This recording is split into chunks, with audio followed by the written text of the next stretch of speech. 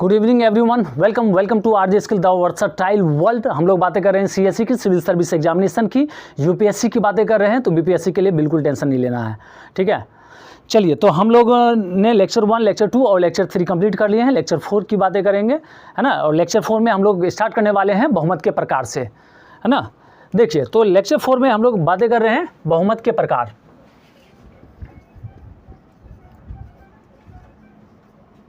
बहुमत के प्रकार।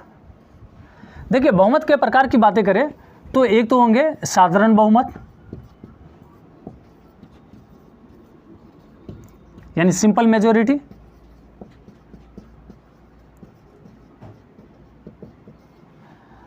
दूसरा होगा प्रभावी बहुमत,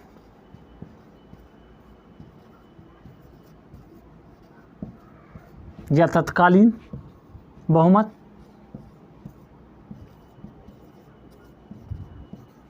इफेक्टिव मेजॉरिटी,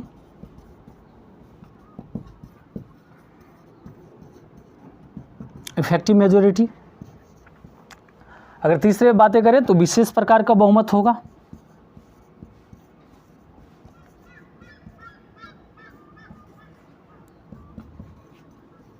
और विशेष प्रकार की बहुमत यानी स्पेशल मेजॉरिटी। स्पेशल मेजॉरिटी, इसमें प्रकार होंगे, एक होंगे पहले प्रकार का विशेष प्रकार का बहुमत। दूसरा होगा दूसरे प्रकार के विशेष प्रकार का बहुमत, और तीसरा होगा तीसरे प्रकार का विशेष प्रकार का बहुमत। और एक होगा पूर्ण बहुमत, है ना, यानी फुल मेजॉरिटी।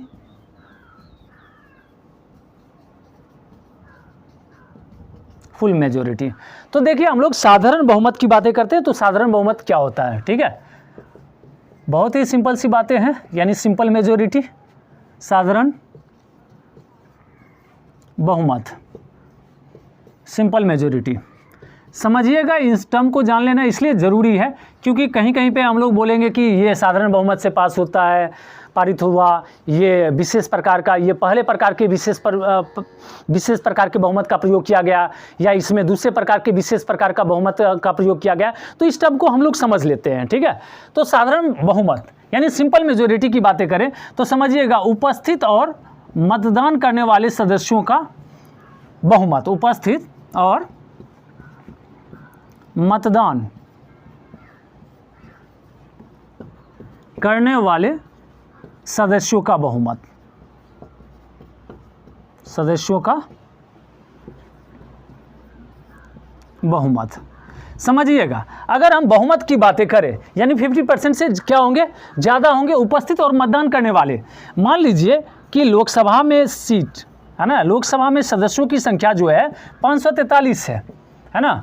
अब कोई बोलेंगे कि 550 होते हैं, कोई बोलेंगे 552 होते हैं, है ना, किसी बुक में। तो हम इन सब को भी बातें करेंगे। फैक्ट के तौर पे हम क्या ले रहे हैं, 543, है ना। 545 भी बोलते थे, एंग्लो इंडियन का जब कंसेप्ट था, है ना, प्रावधान था। लेकिन 104th संविधान संशोधन के द्वारा क्या किया गया, एंग्लो इंडियन का प्रावधान को समाप्त कर दिया गया, है ना। इसलिए 543 की बातें कर रहे हैं।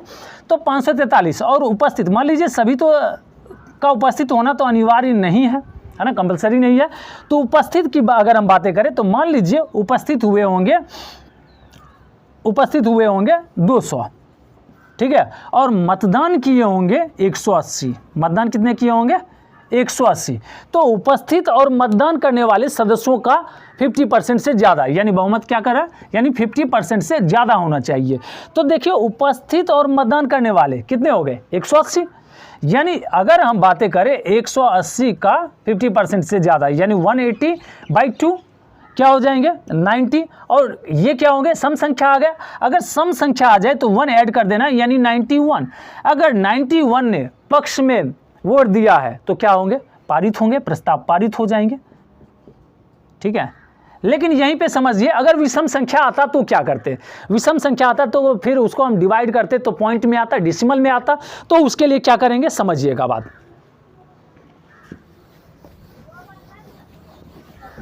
समझिएगा, एकदम बहुत ही आसान है। जैसे कि अगर मान लेते हैं, मान के चलते हैं, ठीक है, 91.1 आ गया, 91.2 आ गया, 91.3 और 91.4 आ गया, मान लेते हैं, है ना। डिवाइड करने के बाद विषम संख्या था, ये कुछ आ गया होगा, बात समझ रहे हैं ना। तो अगर 4 तक आते हैं, ठीक है, यानी 0.1, 0.2, 0.3, 0.4, यानी पुरानी संख्या ही लेंगे। क्या लेंगे? पुरानी संख्या ही। पुरानी संख्या करने का मतलब, जैसे इसके लिए क्या कर लेंगे हम, 91 ही रख लेंगे। लेकिन अगर आ जाता है 91.5, 91.6, 91.7, 91.8, 91.9, तो हम क्या करेंगे, नई संख्या ले लेंगे। क्या ले लेंगे? नई संख्या। मतलब यहाँ पे प्रस्ताव पारित होने के लिए कितने चाहिए? 92 चाहिए। तो ये हो गए साधारण बहुमत। और साधारण बहुमत का प्रयोग जो किया जाता है साधारण विधेयक को पारित करने में, धन विधेयक को पारित करने में और वित्त विधेयक को पारित करने में। हालांकि यहाँ पे धन विधेयक और वित्त विधेयक जो है एक टेक्निकल टर्म है, जिसको हम लोग आगे जब हम धन विधेयक की बातें करेंगे, वित्त विधेयक की बातें करेंगे, तो वहाँ पे समझेंगे। समझिए बात। तो यहाँ पे साधारण बहुमत का जो प्रयोग किया जाता है वो किस में किया जाता है? धन विधेयक, वित्त विधेयक और साधारण विधेयक को पारित करने में। यानी ज़्यादातर चीज़ों में, है ना, क्या प्रयोग किया जाता है? साधारण बहुमत का प्रयोग किया जाता है।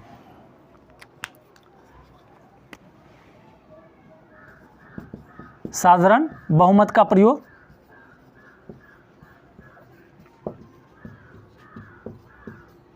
देखिए, एक तो साधारण विधेयक। अब जैसे ये टर्म आ रहे हैं, साधारण विधेयक क्या है ना, तो हम आगे देखेंगे विधेयक क्या है, अधिनियम क्या है, तो हम इन सब चीज़ों को देखेंगे, है ना। साधारण विधेयक, धन विधेयक और वित्त विधेयक। वित्त विधेयक इसमें प्रयोग किए जाते हैं। इसके बाद जो हम साधारण विधेयक के बाद देखेंगे तत्कालीन या प्रभावी बहुमत। तो तत्कालीन या प्रभावी बहुमत क्या होते हैं उसको हम लोग समझते हैं।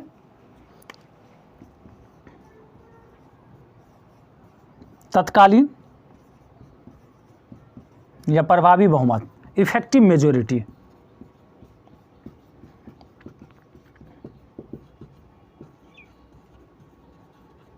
Effective majority. तो देखिए, इफेक्टिव मेजॉरिटी की बातें करें तो इसमें क्या होगा, यानी प्रभावी सदस्य संख्या, है ना। प्रभावी सदस्य संख्या निकालेंगे सबसे पहले। तो प्रभावी सदस्य संख्या की बातें करें तो क्या हो जाएगा, कुल सदस्य संख्या, कुल सदस्य संख्या माइनस क्या हो जाएंगे, रिक्तियां। अब देखिए, रिक्तियां जो होंगे, है ना, रिक्तियां होने के वजह हो सकते हैं किसी का मृत्यु हो जाए, या कोई त्याग पत्र दे दे, है ना, या किसी का निर्वाचन रद्द हो जाए। मान लीजिए कि पता चला क्या, किसी ने फर्जी सर्टिफिकेट लगा दिया था, है ना, तो बाद में उसका निर्वाचन भी रद्द हो जाता है। तो जैसे देख लीजिए, त्याग पत्र दे दे कोई, या कोई क्या करे, किसी का निर्वाचन रद्द हो जाए, निर्वाचन रद्द हो जाए, या फिर क्या, मृत्यु हो जाए, तो ये माइनस कर देंगे। जैसे मान लीजिए लोकसभा में सदस्यों की संख्या जो है वो 543 है,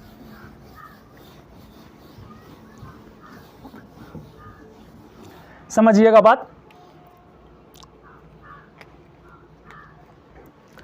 जैसे लोकसभा में सदस्यों की संख्या कितनी है, 543 है ना। तो प्रभावी सदस्य मान लीजिए कि 3 रिक्तियां हो गई, तो प्रभावी सदस्य क्या हो जाएंगे, 543 माइनस 3, है ना, 540।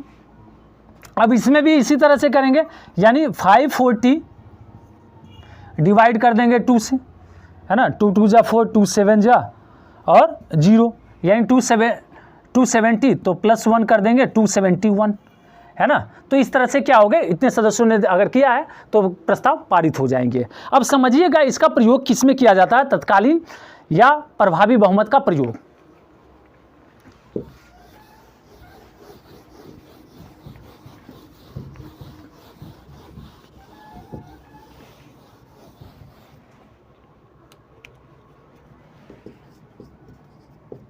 तत्कालीन या प्रभावी बहुमत का प्रयोग। देखिए 8 कार्यों में किया जाता है ना। अब ये 8 कार्य क्या क्या हैं समझिएगा बात, बहुत ही सिंपल सी बातें हैं। इसका प्रयोग जो किया जाता है, जैसे लोकसभा है ना, लोकसभा के अध्यक्ष या उपाध्यक्ष, इनको हटाने में प्रयोग किया जाता है। राज्यसभा की बातें करें तो इनके सभापति और उपसभापति, इनको हटाने में किया जाता है। विधानसभा की बातें करें, विधानसभा तो इनके अध्यक्ष और उपाध्यक्ष, यानी इन सब को हटाने में किसका प्रयोग किया जाता है, तो प्रभावी बहुमत या तत्कालीन बहुमत का प्रयोग किया जाता है। ठीक है, इसके बाद हम लोग देखेंगे विशेष प्रकार के बहुमत, और विशेष प्रकार के बहुमत का मतलब है 2/3 बहुमत, है ना, यानी 2/3 बहुमत। तो समझिए 2/3 बहुमत, और इसमें से सबसे पहले हम लोग समझेंगे क्या, पहले प्रकार के विशेष प्रकार के बहुमत की बातें करेंगे। ठीक है,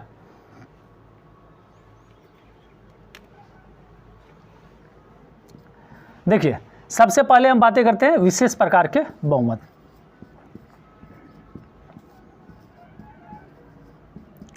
विशेष प्रकार के बहुमत, और विशेष प्रकार के बहुमत की अगर हम बातें करें तो यहां पे क्या हो जाएगा, 2/3, है ना, 2/3 हो जाएंगे। अब 2/3 में जैसे कि मान लीजिए पहले प्रकार के विशेष प्रकार के बहुमत, पहले प्रकार के विशेष प्रकार के बहुमत,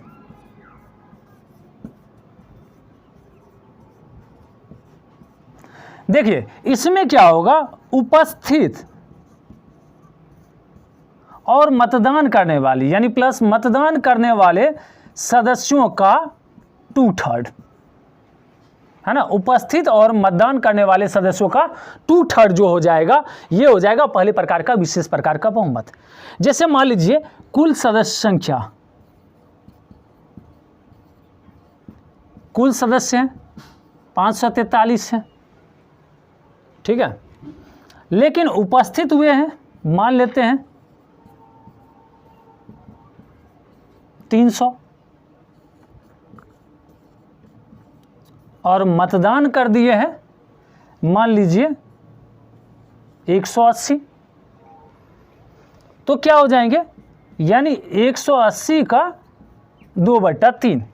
कैसे, क्योंकि यहाँ पे बताया क्या गया है, उपस्थित प्लस मतदान करने वाले सदस्यों का 2/3, यानी उपस्थित और मतदान, तो उपस्थित हुए और मतदान किए कितने, 180, तो इसका 2/3, यानी क्या हो जाएगा 60 और 62 जा 120। अगर इतने ने किया है तो क्या होगा, प्रस्ताव पारित होगा। और पहले प्रकार के विशेष प्रकार का बहुमत का प्रयोग आर्टिकल 249 और आर्टिकल 312 में किया गया है। ठीक है, अब आर्टिकल 249 आर्टिकल 312 क्या होते हैं, इन सब के बारे में भी हम लोग देखेंगे, बट यहाँ पे फिलहाल समझना क्या, आर्टिकल 249 और आर्टिकल 312 में। ठीक है, क्योंकि आर्टिकल्स के बारे में आगे हम लोग जैसे जैसे पढ़ते जाएंगे हम लोगों को समझ में आते रहेगा। ठीक है, इसका प्रयोग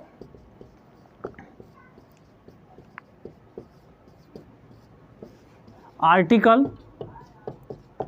249 और आर्टिकल यानी अनुच्छेद 312, ठीक है, इसमें हुआ है। अब देखिए उसके बाद क्या है, दूसरे प्रकार के विशेष प्रकार का बहुमत। तो दूसरे प्रकार के विशेष प्रकार के बहुमत को समझते हैं क्या होता है। ठीक है, दूसरे प्रकार के विशेष प्रकार का बहुमत, प्रकार का बहुमत, देखिए इसमें क्या होगा, उपस्थित और मतदान करने वाले सदस्यों का 2/3 यानी 2/3, और जो कुल सदस्य संख्या के आधे से कम ना हो तब जाके प्रस्ताव पारित होगा। समझिएगा क्या, उपस्थित और मतदान करने वाले, उपस्थित और मतदान करने वाले सदस्यों का 2/3 जो कुल सदस्य संख्या का, जो कुल सदस्य संख्या का आधे से कम ना हो।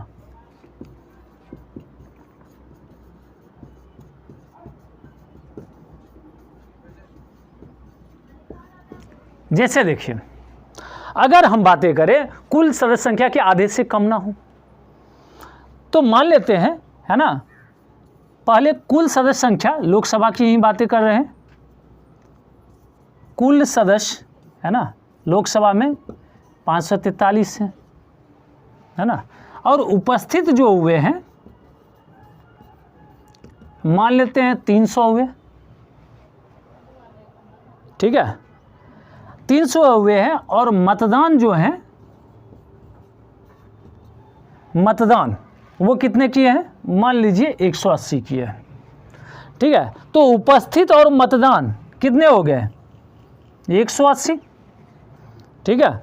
अगर हम बातें करें तो 543 का पहले तो हम आधा कर लेते हैं, 543/2 यानी 543/2 यानी 271.5 आ गया, यानी हम 0.5 के लिए क्या लिख लेंगे, 272, तो ये आधा हो गया। अब इसके आधे से कम ना हो, यानी 180 का 2/3 करेंगे तो देखिए 120 होगा, तो ये तो इससे कम हो गया, यानी क्या होगा, प्रस्ताव पारित नहीं होगा। इस केस में क्या होगा, प्रस्ताव पारित नहीं होगा, है ना, क्या होगा, प्रस्ताव पारित नहीं होगा। लेकिन अगर हम इस तरह से कुछ रखते हैं, ठीक है, देखिए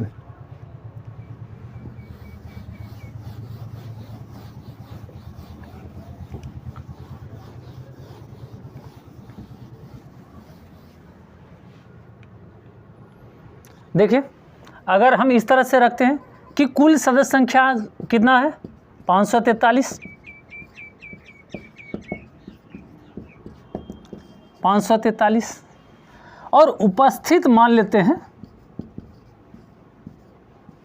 उपस्थित मान लेते हैं 540 हुआ है,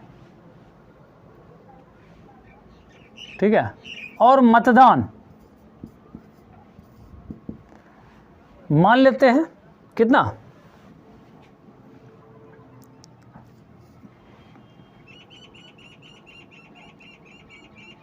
मान लीजिए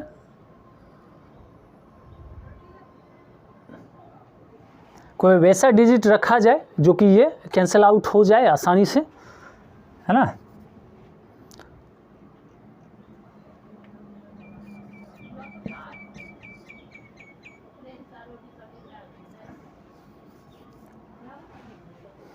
मान लीजिए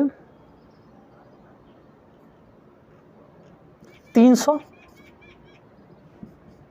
2/3 अगर कर दे तो भी यहाँ पे क्या हुआ, 100, 200 ही हो रहा, तो यानी प्रस्ताव पारित नहीं हुआ।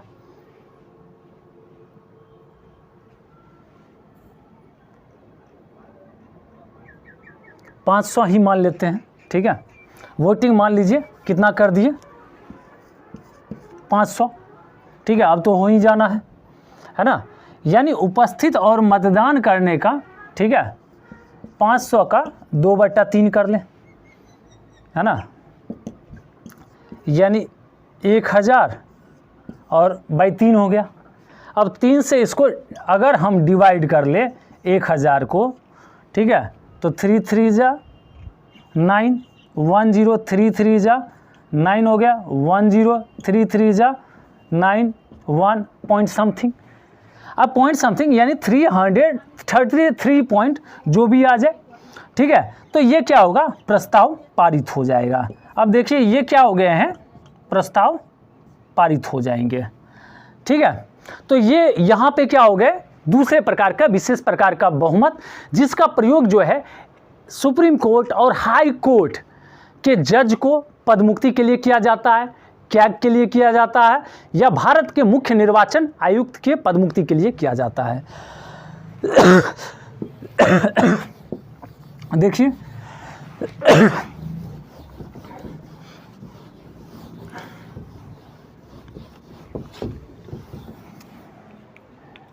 देखिए दूसरे प्रकार के इसका प्रयोग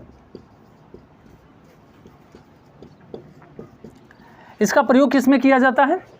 तो बहुत ही सिंपल सी बात समझिएगा कि इसका प्रयोग HC एंड HC है ना, supreme court and high court के जज की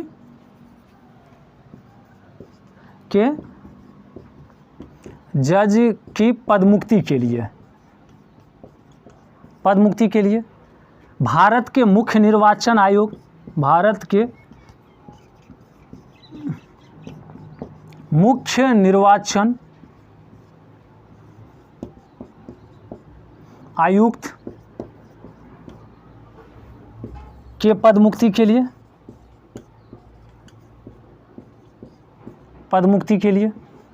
ठीक है, कैग, CAG है ना। तो समझिएगा इसका प्रयोग समझ गए, ठीक है। इसके बाद है तीसरे प्रकार के विशेष प्रकार का बहुमत।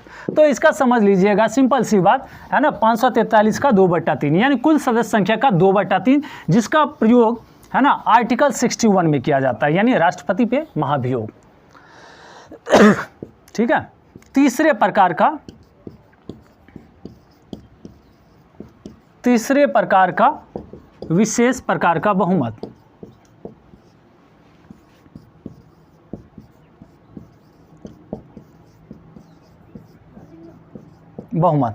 समझिएगा इसका प्रयोग जो है ना, इसमें क्या होगा, कुल सदस्य संख्या का 2/3, कुल सदस्य संख्या का 2/3, यानी मान लीजिए लोकसभा में 543, तो 543 का 2/3 जो भी आएगा, ठीक है, उस इसमें क्या हो जाएगा, तीसरे प्रकार का विशेष प्रकार के बहुमत। और इसका प्रयोग जो है,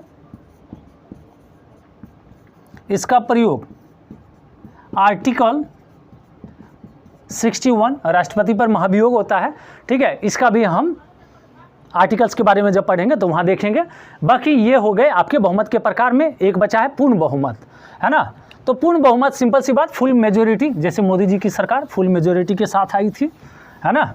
तो समझ लीजिए फुल मेजोरिटी यानी पूर्ण बहुमत, पूर्ण बहुमत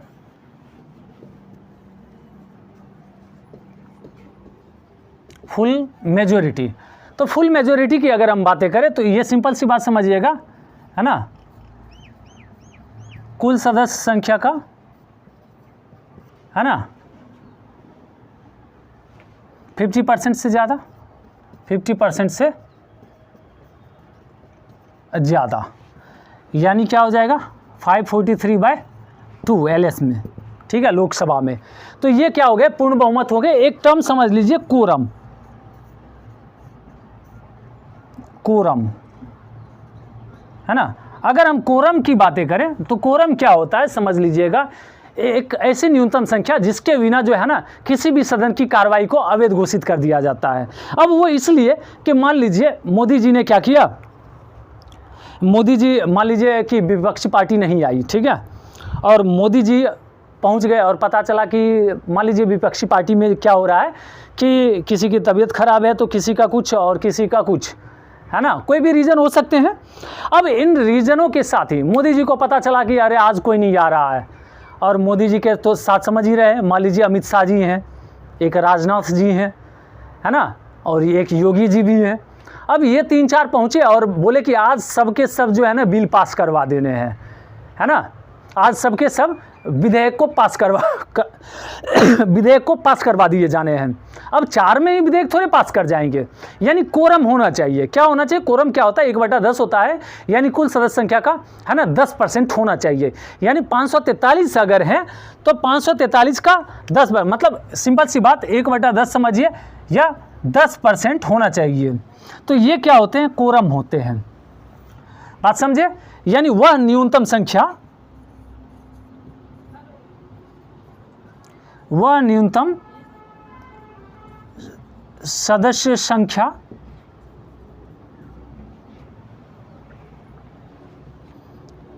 जिसके बिना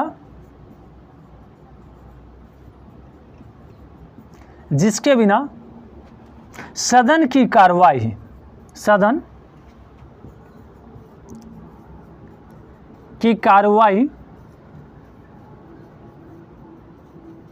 अवैध घोषित हो जाए